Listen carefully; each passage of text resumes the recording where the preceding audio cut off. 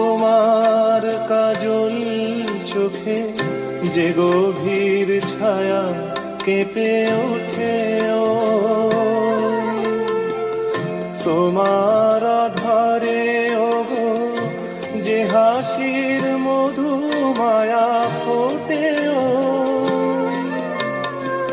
তারাই অভিমান বোঝে না আমার, বলে তুমি তো আমায় ভালোবেসেছ, শুধু আমার গোপন ব্যথা কেঁদে কেঁদে কয় কেন আরো ভালোবেসে যেতে পারে না হৃদয়।